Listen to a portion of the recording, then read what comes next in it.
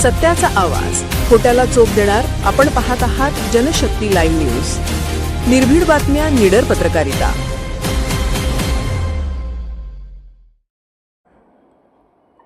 इंटरनेटवरून ठरणार ग्रामपंचायत प्रभाग रचना. भौगोलिक सलगतेला प्राधान्य. 20 फेब्रुवारीपासून प्रक्रिया सुरू. 4 मेपर्यंत अंतिम यादी जाहीर. राज्यातील ग्रामपंचायत निवडणुकांच्या पार्श्वभूमीवर प्रभाग रचनेत मोठा बदल करण्यात आला असून यंदा प्रभाग निश्चिती इंटरनेट व डिजिटल नकाशाच्या आधारे करण्यात येणार आहे. महाराष्ट्र शासनाच्या ग्रामविकास विभागाने या संदर्भात शासन निर्णय GR जाहीर केला आहे.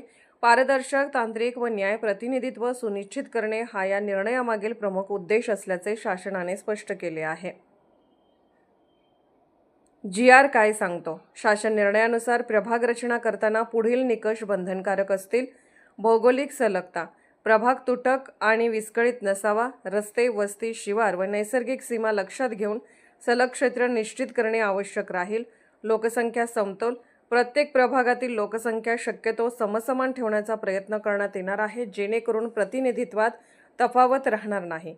आरक्षणाची अंमलबजावणी. अनुसूचित जाती, अनुसूचित जमाती, इतर मागासवर्गीय व महिलांसाठी आरक्षण अद्ययावत लोकसंख्या आकडेवारीनुसार निश्चित केले जाणार आहे. डिजिटल प्रणालीचा वापर. GIS आधारित नकाशे व संगणकीय विश्लेषणाद्वारे प्रभाग निश्चिती होणार आहे. त्यामुळे फेरबदलाची नोंद पारदर्शक पद्धतीने राहील. हरकतीची संधी. प्राथमिक आराखडा प्रसिद्ध झाल्यानंतर नागरिकांना ठराविक कालावधीत हरकती व सूचना देण्याची मुभा असेल. राजकीय हस्तक्षेपाला आळा. यापूर्वी काही ठिकाणी प्रभाग रचना राजकीय सोयीप्रमाणे झाल्याच्या तक्रारी होत होत्या.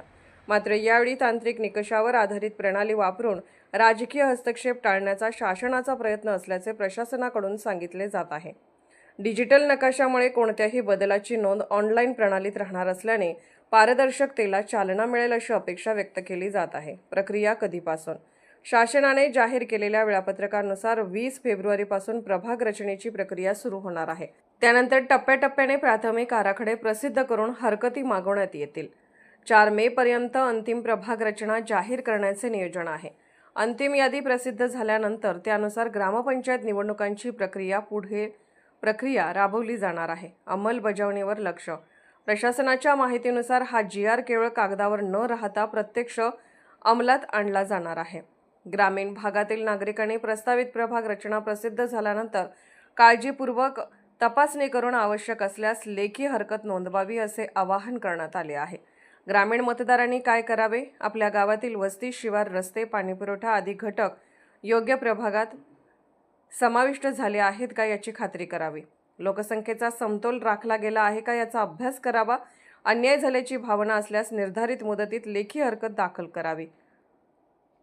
पारदर्शक विकासाभिमुख प्रतिनिधित्वासाठी शासनाचा हा निर्णय महत्त्वाचा मानला जात असला तरी प्रत्यक्ष अंमलबजावणीत नियमांचे काटेकोर पालन होते का याकडे संपूर्ण ग्रामीण भागाचे लक्ष लागले आहे. आगामी ग्रामपंचायत निवडणुकांमध्ये या नव्या डिजिटल प्रभाग रचनेचा नेमका काय परिणाम होतो हे पाहणे महत्त्वाचे ठरणार आहे.